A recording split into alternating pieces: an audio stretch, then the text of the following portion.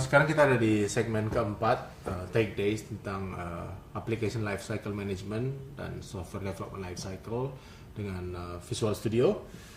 Di sesi yang keempat ini kita akan melihat demo tentang Team Foundation Server, dan untuk melakukan itu saya akan dibantu oleh rekan saya, Wirawan Winarto, Developer Tool Specialist dari Microsoft Indonesia.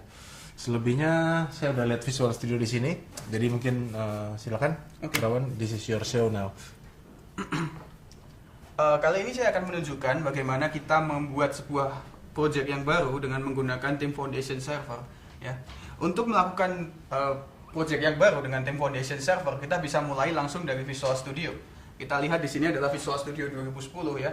Untuk memulainya kita bisa klik kanan di bagian project, kemudian pilih New Team Project. Nah, di sini yang perlu kita definisikan pertama adalah nama dari project yang bersangkutan. Misalkan kita punya Test Days Project. Langkah kedua yang dilakukan adalah memilih metodologi apa yang akan kita gunakan. Di sini kita punya 3 macam metodologi, ya. Di mana metodologi yang pertama Agile itu biasanya digunakan untuk small hingga medium project. Gitu. Kita akan coba aja metodologi Agile kali ini. Langkah berikutnya adalah konfigurasi SharePoint site. Kita pakai default saja. Kemudian lanjut ya. Nah, setelah sebuah project tercipta, gitu, sebuah project dibikin di Team Foundation Server, maka dia akan melakukan konfigurasi terhadap semua yang ada di dalam sistem. Gitu. Salah satu keistimewaan dari Team Foundation Server apabila dibandingkan dengan version control system yang lain adalah Anda tidak hanya mendapatkan version control, tapi juga project management dan juga build, kemudian ada reporting. Jadi di sini tidak hanya sekedar version controlling, tapi juga integrasi yang sangat kuat dengan produk-produk Microsoft yang lain. Misalnya dengan Microsoft Project, kemudian Microsoft Excel, SharePoint, dan tentu saja Visual Studio. Oke. Di sini kita butuh waktu mungkin sekitar beberapa menit untuk start project yang pertama. Ini mungkin makan waktu sekitar 2 menit hingga 3 menit. Ya.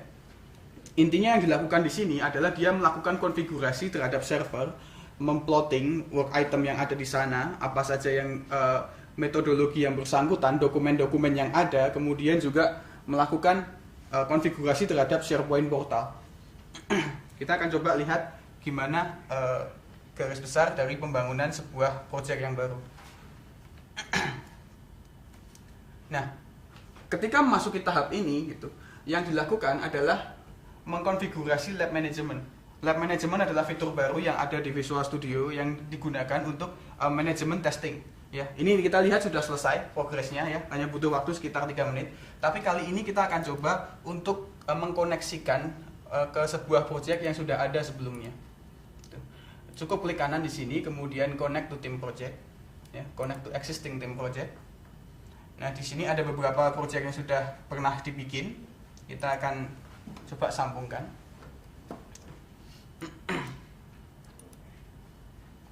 Nah, ketika memilih suatu metodologi, kita mendapatkan yang namanya dokumen-dokumen yang ada di sana secara default.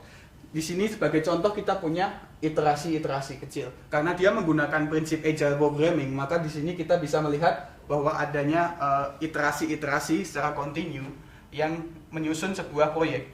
Nah, di masing-masing iterasi kita mempunyai file-file yang merupakan konfigurasi atau work item list dari project yang bersangkutan. Gimana cara seorang project manager mendelegasikan pekerjaannya kepada setiap anggota tim? Kita akan lihat di sini dengan cara pengetesan product planning. Ini adalah contoh dari product backlog yang ada secara otomatis di dalam Team Foundation Server. Ya, di dalam sebuah product backlog kita dapat melihat pekerjaan apa saja yang diberikan kepada anggota tim, kemudian bagaimana status pekerjaan tersebut. Apakah pekerjaan tersebut telah selesai atau pekerjaan tersebut masih aktif, ya. Bisa juga kita berikan story point. Story point itu adalah beban pekerjaan yang diberikan oleh project manager terhadap item yang bersangkutan. Di sini contohnya sebagai konsumen harus bisa melakukan logout. Nah, ketika fungsi logout dilakukan, maka project manager memberikan nilai 1 jam. Artinya dia expect bahwa dalam 1 jam proses tersebut akan selesai. Sedangkan di dalam fungsi login, dia memberikan nilai 2, yang artinya dalam 2 jam fungsi login harus diselesaikan oleh developer yang bersangkutan, termasuk dengan validasinya tentunya. Nah, di sini kita bisa melihat bahwa sebuah proyek didefinisikan di dalam Team Foundation Server tidak perlu menggunakan Visual Studio atau tools-tools yang sifatnya akrab dengan developer, tapi juga bisa menggunakan tools yang sifatnya akrab dengan Project Manager, misalkan Microsoft Excel atau Microsoft Project. Di sini saya akan coba membawa Anda untuk melihat lebih lanjut bagaimana kita mendefinisikan suatu proyek di dalam suatu iterasi.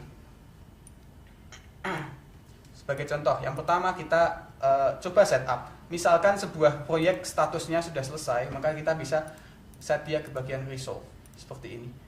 Ya, kita bisa masukkan dia ke iterasi yang kedua misalnya. Iterasi yang kedua. Dan seterusnya.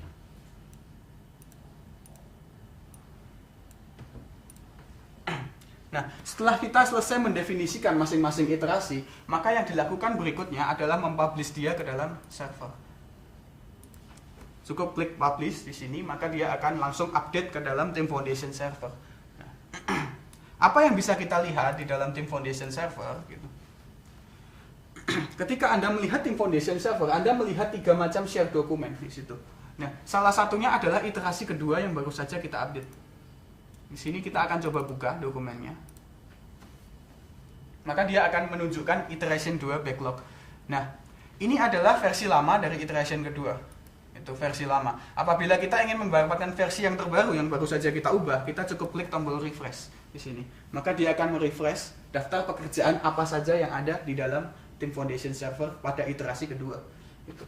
Nah, misalkan di sini saya bisa melihat sebagai konsumen dia harus mengetikkan password yang strong gitu. Dan itu didelegasikan kepada Michael Affronti dan seterusnya. Jadi suatu project management itu bisa dilakukan melalui Microsoft Excel.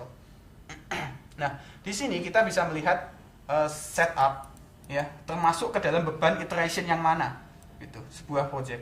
Oke, kita coba definisikan mereka ke dalam iteration 2 seluruhnya. Nah, setelah selesai mendefinisikan sebuah proyek, kita bisa melakukan langkah berikutnya, yaitu menyeting tanggalnya. Kapan proyek itu dimulai dan kapan proyek itu akan diakhiri.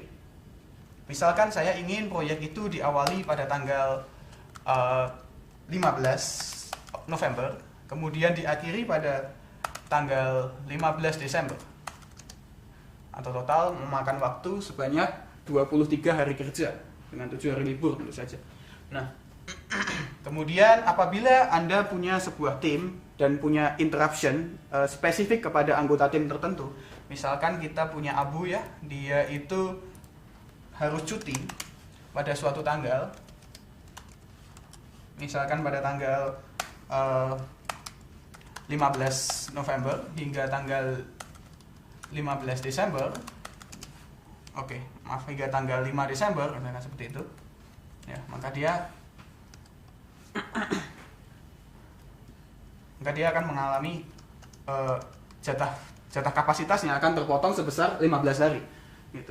Nah, apabila Anda ingin memberikan liburan untuk seluruh tim, misalkan kita katakanlah ada libur nasional di sini, kita bisa menambahkan